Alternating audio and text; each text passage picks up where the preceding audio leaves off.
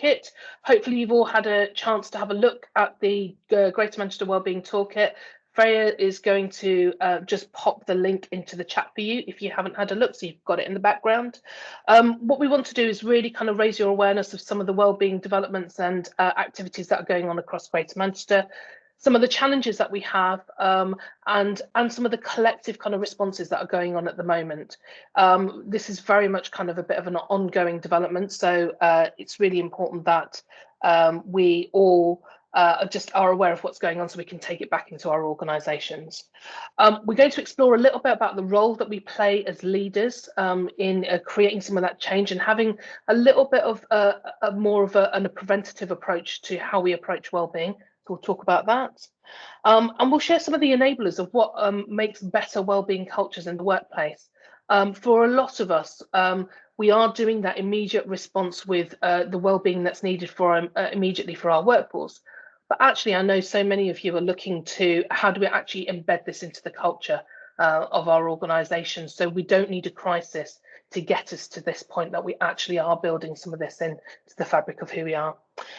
And of course, even though we're still in the middle of a pandemic, we've still got the vaccination programme running, we are talking about recovery and what recovery looks like.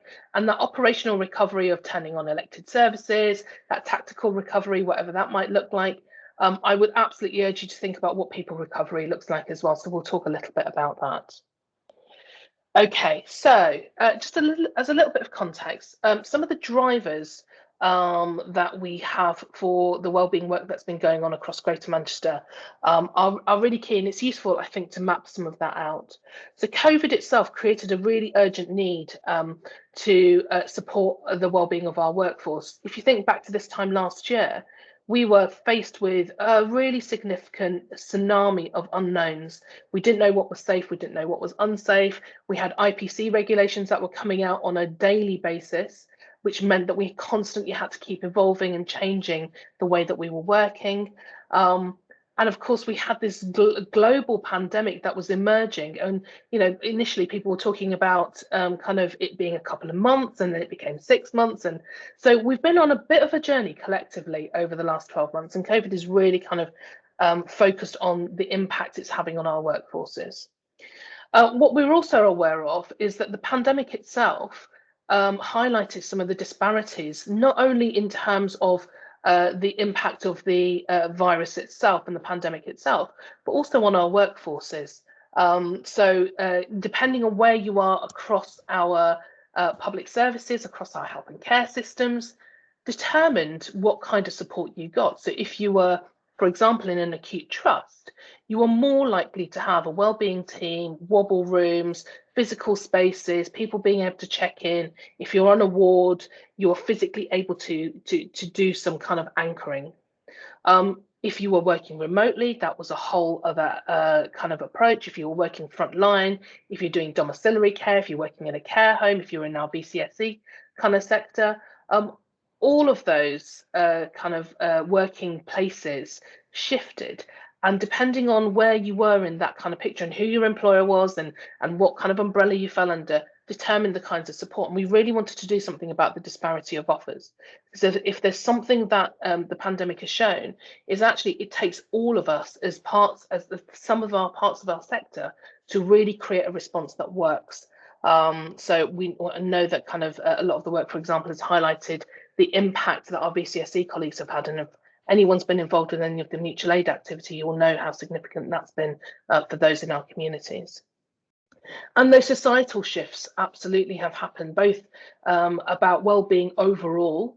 We've got more runners, you know, kind of open my door in the morning and there's lots and lots of runners around, but of course around mental health as well, and that kind of psychological impact also. So it's really important to pay attention to that.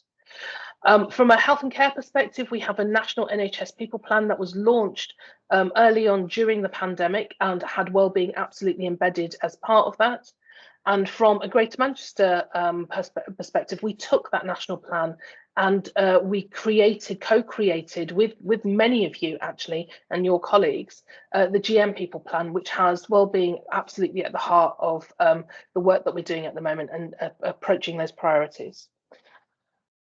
Okay, so The toolkit itself, hopefully, like I said, you've got the links, has been broken down into 3 key areas. We wanted to make sure that it was as jargon-free, as practical, and as accessible as possible. So it's open to everyone across our system and our network. And we know that we've got colleagues outside our region who are also using it as well at the moment.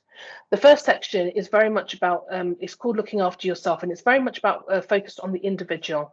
So how do you help keep yourself well, whether it be physically, psychologically, or practically as well. So I've got lots and lots of tips, lots of links and good common sense advice, I think. So we all know we need to drink more water. We all know that we need to sleep well. We all know that we need to eat well. We know that physical activity helps our mental well-being, all that sort of stuff. Sometimes we kind of don't put it into place. So this is a little bit of a reminder about how we can do some of that work with ourselves.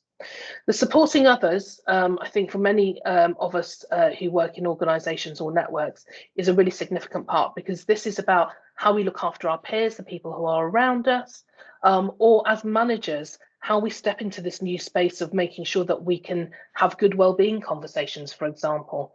Very early on, I was having lots of conversations with people who said, I kind of want to ask how people are doing, but I don't know what to do when the answers come back that they might not be okay. So I don't want to ask the wrong thing, or because that balance between work life and home life was significantly blurring, everyone was having to navigate in a slightly different way about how we work together, what those team dynamics were like. So the supporting others is very much kind of focused on, again, lots and lots of practical kind of guides and tools. So everything from how to set up a daily check-in, check-out process, how to set up buddying schemes in your workplace, all the way through to, we've got a good conversation guide for wellbeing and some templates as well. So if as an organisation you haven't got any of those resources, you can completely embed them, or if you have got them, you can kind of update the resources that you've got with anything that's helpful.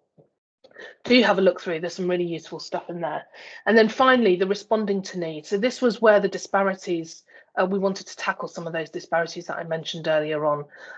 What we've done is we've curated and collated all the support that we know exists on our footprint, that everybody can access. There are a couple of things that you might need an NHS email address for, but on the whole, all of those support mechanisms are there for anyone who's working across our public services. And that's really, really important, because what we wanted to make sure we did, especially when you're working in multidisciplinary teams, for example, is that you haven't got one person who can access A, B, C, and D, and the second person who's working right next to them only being able to access C because that's what their employer offers, as opposed to the A, B, C, and D. So we've really tried to look at that. And again, there's some really practical things. So everything from contacting our resilience hub, how to find mental health support for your teenagers, for example, so supporting families, domestic violence. We've got lots of cultural and faith-based kind of support in there as well, connecting to community activities, as well as kind of those broader kind of mind, etc., etc. So they're all kind of embedded into that as well. I just wanted to touch very quickly on the fact that we all have mental health. It's not an on or off scenario. If you can imagine a bit of a scale, you've got one which is completely horizontally happy all the time, and whoever's in that space, please bottle it up and sell it to the rest of us. And then the other end of the scale is where things are quite critical and are probably at crisis point. The majority of us actually are in the middle of that scale. So some days we'll have good days, other days we'll have bad, and probably fluctuate between that kind of 3 to 4, all the way through to that 7 to 8. It's really important that we recognise how our mental health works. Each of us are individual, each of us needs something different, and pay attention to what works for us. So for some of us, it's about running. For others of us, it's about listening to music or family connections. Whatever it is, just make sure that you pay attention to what keeps you well. And the reason why mental health is important for anyone who works in the arena, we've got a huge tsunami that we're probably on the cusp of around kind of mental health needs across our services. That's going to impact all of us in the work that we do in some way, shape or form, not only the services that we provide, but also for the colleagues around us as well. Because as well as kind of all our professionalisms that we've been kind of using over the last year, we've also all been subject to kids, partners being furloughed, kids being at home, perhaps our incomes have dropped because working kind of patterns might have changed at home, can't get milk and bread early on, all sorts of stuff. We've all had to navigate through that, and that's a huge amount, actually. The latest research suggests that 1 in 6 people are currently experiencing a common mental health problem. In Greater Manchester, that translates into 500,000 people. And what we do know is, and 500,000 is a lot of people, and what we do know is that it won't always be the same people all the time. There are no constants in this. Like I mentioned, mental health isn't an on or off scenario. It certainly is something that kind of we all have to navigate through at all times.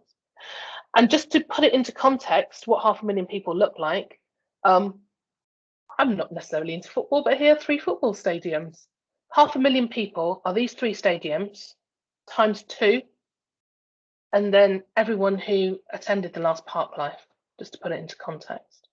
So when we talk about numbers and we deal with data in terms of our services, and we think about the impact of reports that come out, when we start thinking about them as people, 500,000 people within our footprint who are going to be using our services, who are our colleagues, who are our family, it kind of makes it really real. So it's important that we pay attention to this. Okay. So I can't remember which colleague it was who was here from the Good Employment Charter. This is your shout out. So a colleague of ours has been working with the Good Employment Charter and has developed a mental health toolkit for employers. Please do have a look at it. It's a brilliant document. Freya's going to be popping the link into the chat. It has been developed with colleagues from the Good Employment Charter and is there for all employers across our entire footprint. Again, it's got lots and lots of practical advice and information, and has also got some guidance specifically around how employers can approach mental health in the workplace. It's really important that you do have a look at that. And like I say, it's a great resource and a great read. Taking care of your stress is really important. And I don't know if any of you have seen this stress bucket. I absolutely love this because it's all important. When we talk about our mental health scale, the reality is we're not going to take any of these stresses away from ourselves or of our colleagues. We can't change anything about the volume of work that we've got, or the fact that our IT causes us, huge stress every single day because it might not work when you want it to, etc., etc. Or the bills are piling up and they haven't quite got paid and something's not working online. All of that life stuff adds up. And so the bucket almost gives you a layering of all those things that life chucks at you. And we've all got slightly different things. Some of us have got teenage kids, some of us have got pets that we've kind of taken on board, etc., etc. We might have family challenges as well. What's important to remember about the bucket is the tap at the bottom. So it's not how things are dripping in at the top.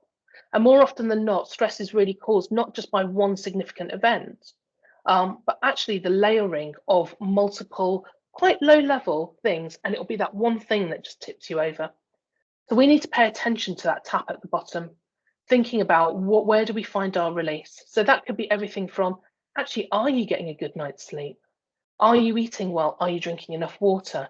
Are there things that you need to pay attention to? Do you know what your triggers are? And I am focusing this on you as individuals, because actually, if we start understanding ourselves, what we can do is become more effective at supporting the people around us and understanding as leaders what we need to do in our organisations. As well as all that practical stuff, it's really important to remember that actually there's a psychology behind this as well. So are you able to think clearly? Are you able to make decisions? One of the critical things that happens when we are against things and do have that stress is actually our decision making drops. The ability to make good, sound decision decreases significantly.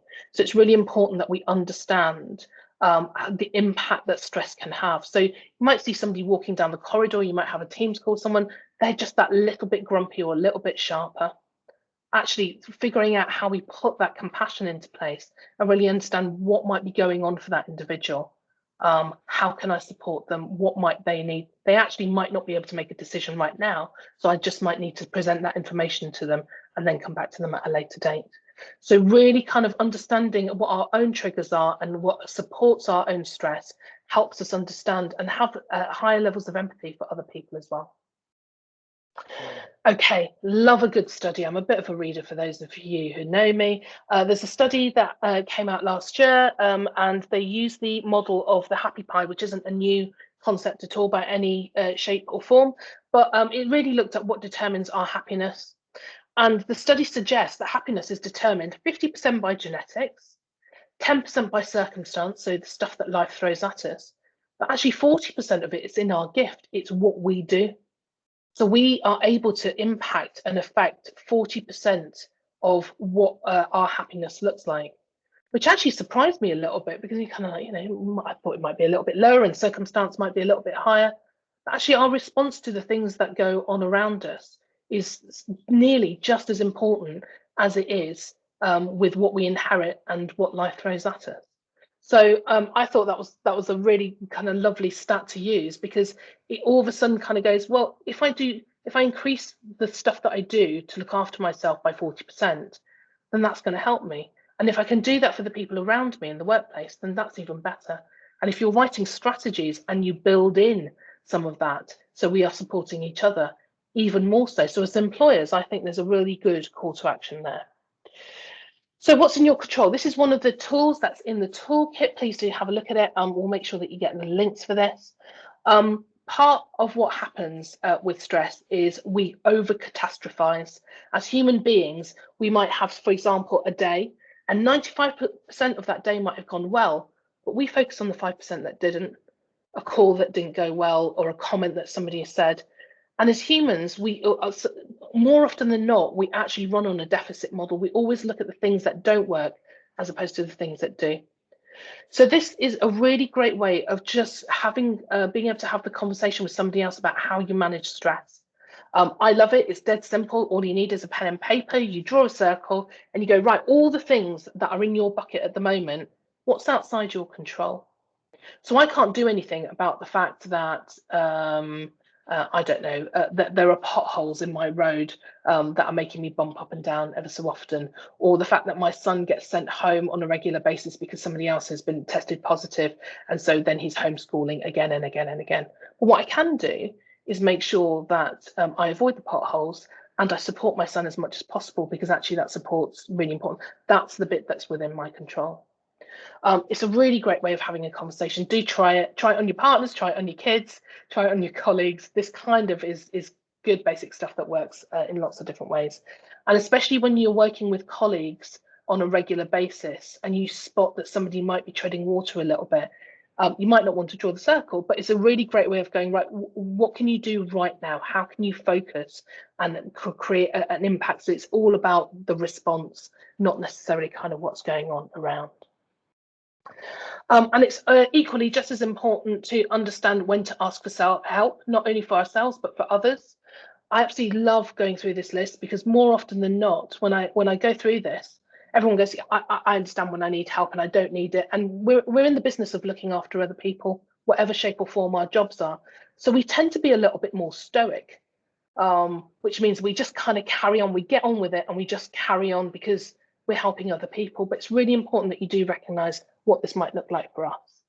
So, for example, if you're experiencing high levels of distress, if you're not able to focus on work, or if you're not able to make decisions that you normally might have been able to on an immediate basis, if you're having poor sleep on a regular basis.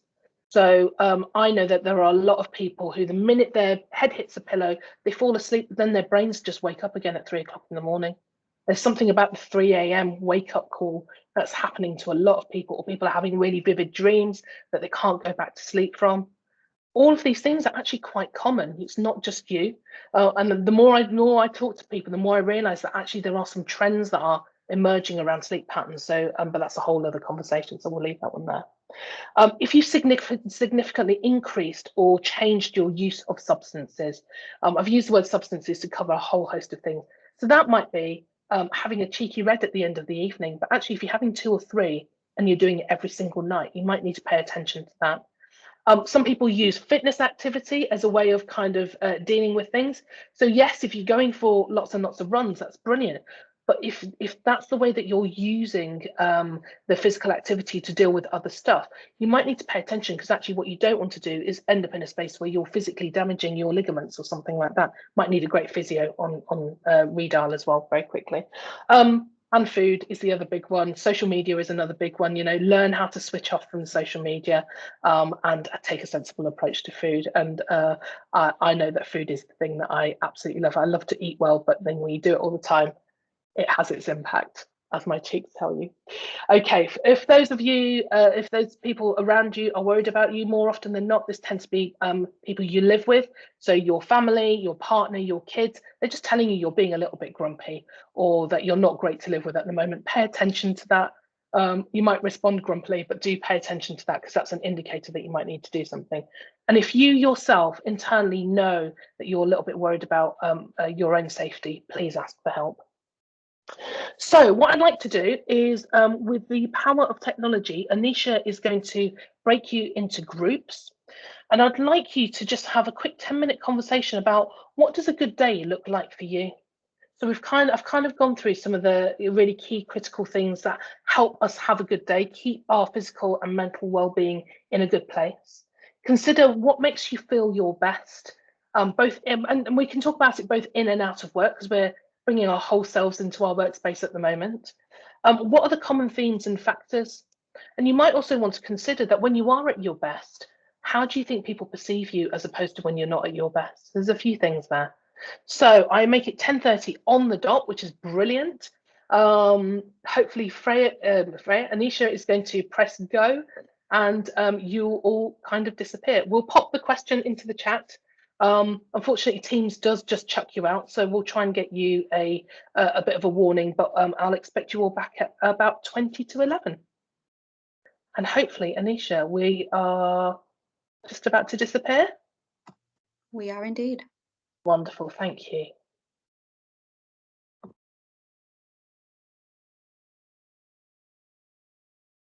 There we go.